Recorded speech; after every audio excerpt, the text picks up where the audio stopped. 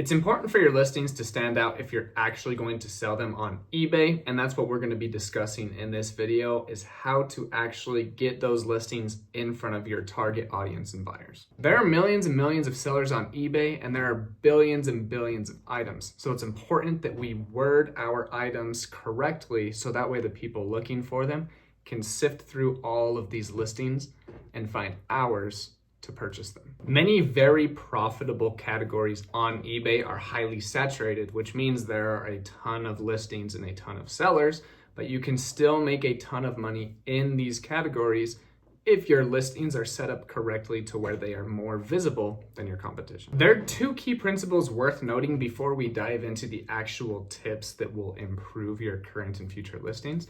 The first is just actually buy items that are in demand and people are looking for, and you're going to sell those items even without these tips.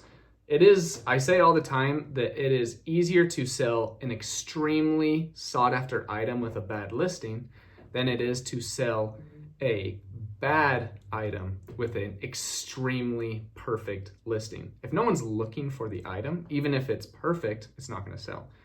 If everyone is looking for the item and it doesn't have the best listing or presentation, people will still be able to find it and purchase it because they're looking for it. The second principle is understanding how your buyers actually look for and search for your items. There are a ton of different buyer demographics and groups of individual people that have different buying habits and different ways that they search for items.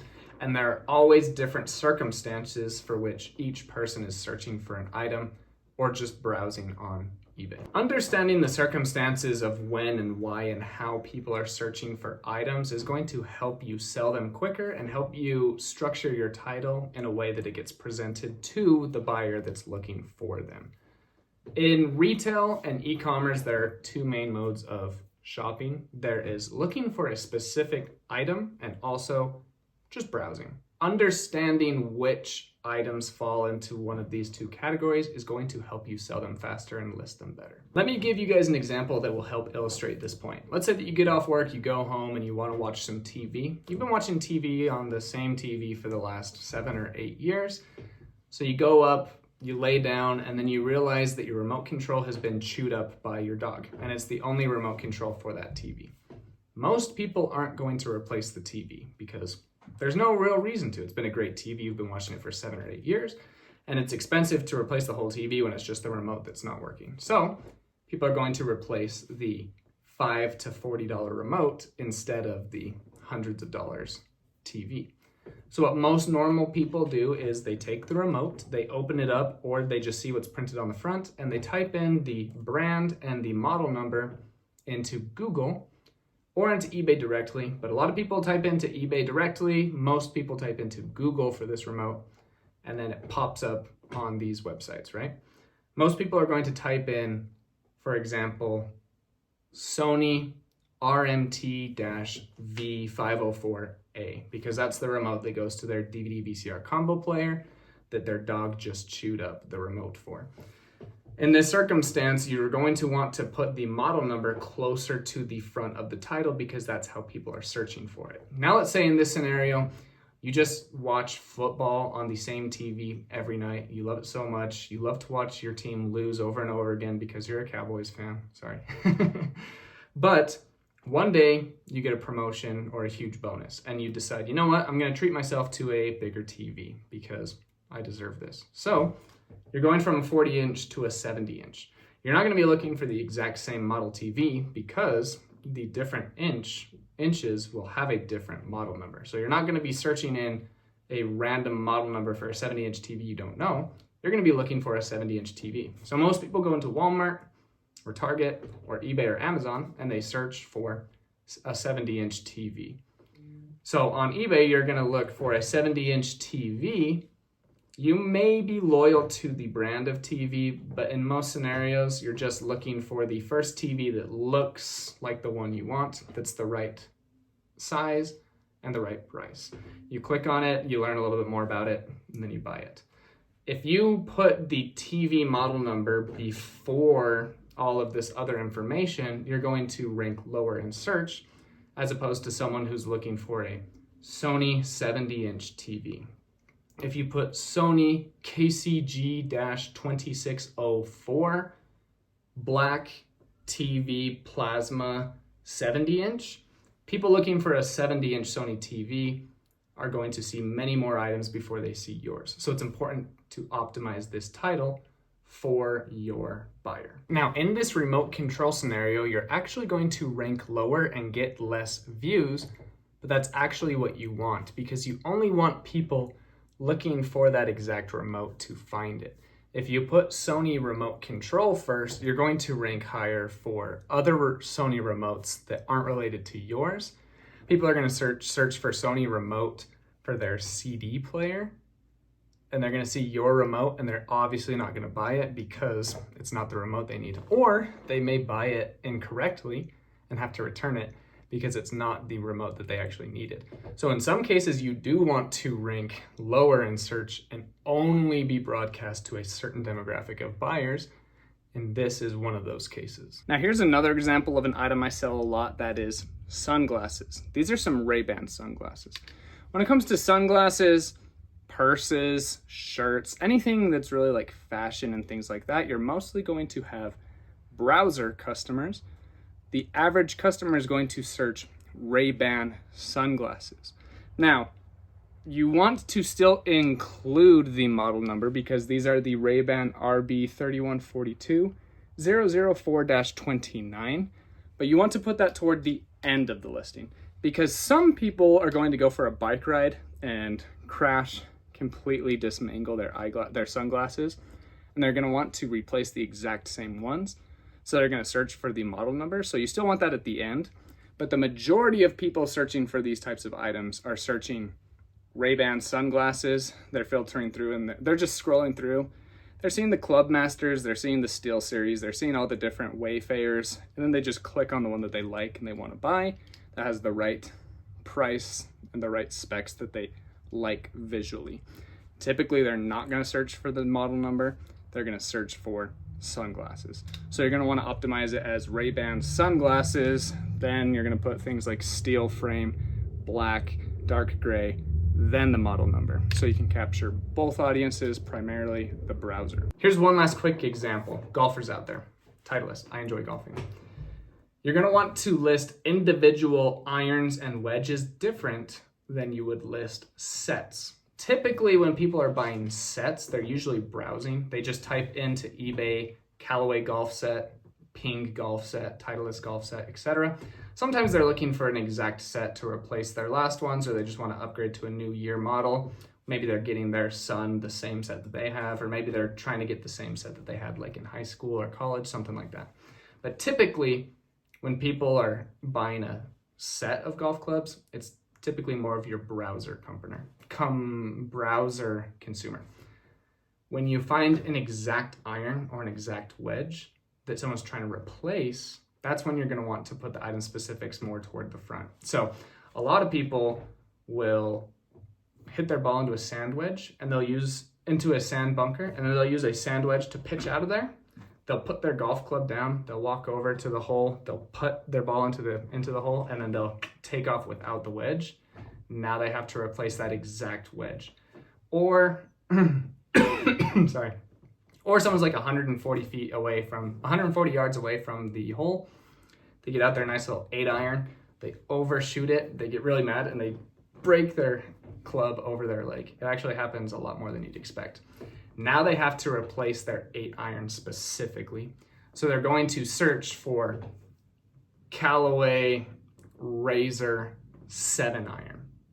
And they're also going to most likely include the flex and the material. So you want to put regular flex iron, right?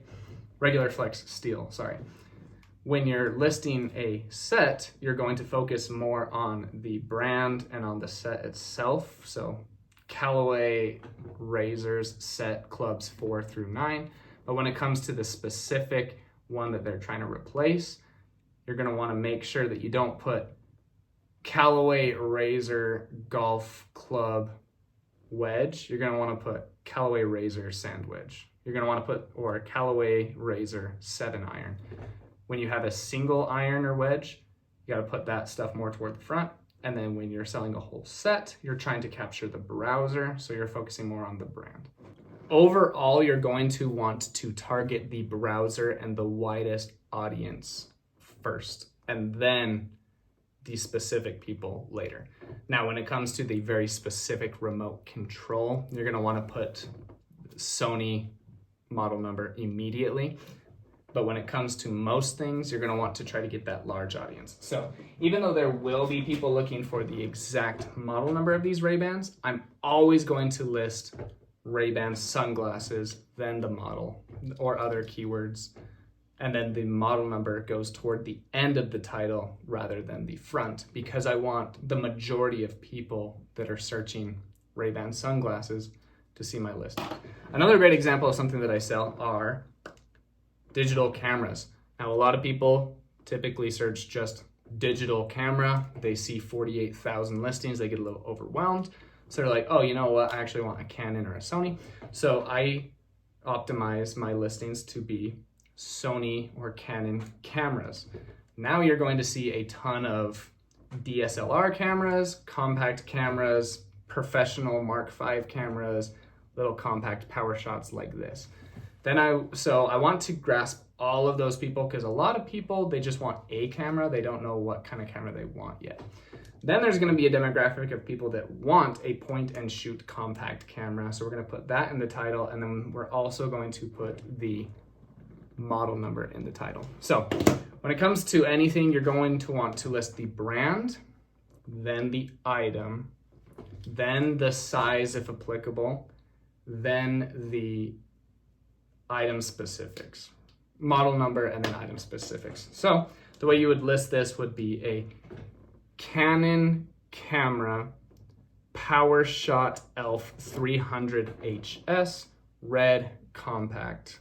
And then you can also put point and shoot as a keyword, different things like that. The next tip is you're going to want to focus on appropriate keywords. The correct keywords can get your item in front of someone ready to buy it right now that is looking for that specific item, and it's going to help you in saturated categories to get your item to the top of that specific buyer, right? So for example, if you look up Panasonic VCR player, there are 2,500 currently listed on eBay. Now, if you type in Panasonic VCR player Blue Line is one of the nicknames for this device that people call it.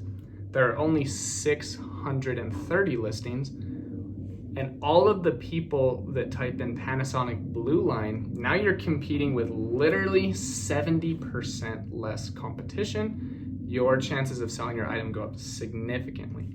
Also, model numbers are great keywords. It's one of the main reasons why I love selling electronics, because a lot of people would list this as red Canon camera. A lot of people would list this as red Canon PowerShot camera. But if you list Canon PowerShot ELPH 300HS, you're going to have less competition. Then if you put compact, then you're going to have less competition. If you put point and shoot, you're going to get even more